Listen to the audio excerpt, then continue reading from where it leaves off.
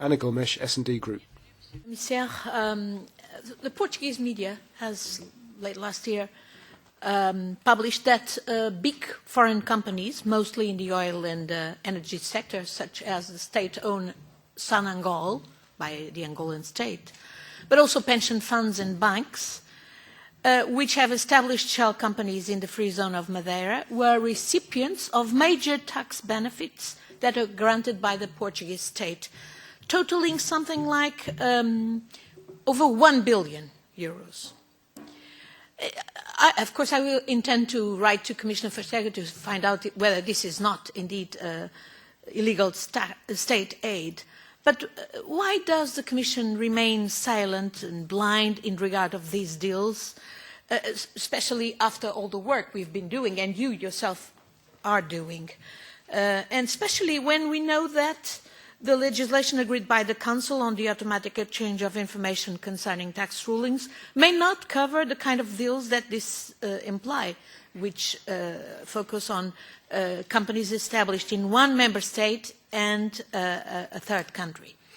And then also related to what Elisa Ferreira earlier asked, in the context of the European semester, why isn't the Commission trying to foster tax equity for the citizens to see, to mitigate cuts in public services, reduce the tax burden on the middle classes and the poor, and ensure that indeed more revenue is collected from those who can afford most?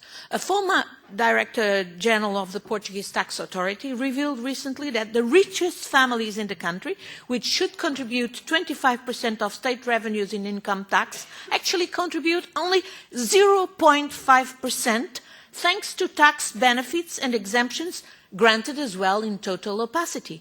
So why isn't this information taken in consideration by the Commission in fostering reforms, namely in the context of the European semester? And finally, in the follow-up of the Ferreira report, the Parliament requested the Commission to restrict the deduction of royalty payments to related corporations from the corporate income tax base payments as a way to counteract intergroup profit shifting, and called on the Commission to present a legislative proposal to that effect, namely through the revision of the Parent Subsidiary and Interest and Royalties Directive.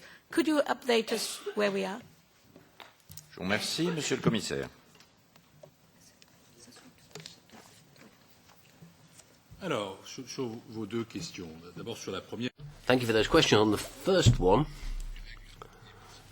the rules and procedure for regional aid, that comes under DG Comp. Marianne Vestager, I'm sure, will be delighted to get your letter.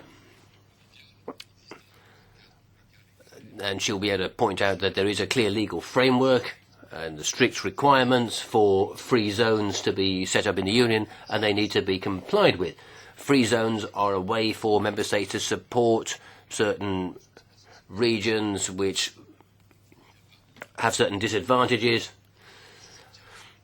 But this support can only be granted to companies that have a genuine economic activity on the territory and shouldn't have a negative impact on companies in other parts of the Union. The free zone aren't areas where anything goes. They are still covered by European tax legislation, so they need to be dealt with in a transparent way. We have to have country by country reporting will still apply there too. And when it comes to the Ferreira-Teurer report, the Commission's proposed that we strengthen anti-abuse proposals in the directive dealing with transfer pricing.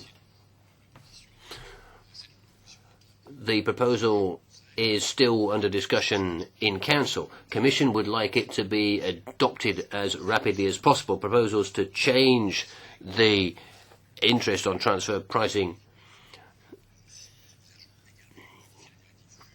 will be changed. The mergers directive will be dealt with in the same way. And so I think I can say to you and Ms. Ferreira and Mr. Teurer that we are bearing these issues in mind.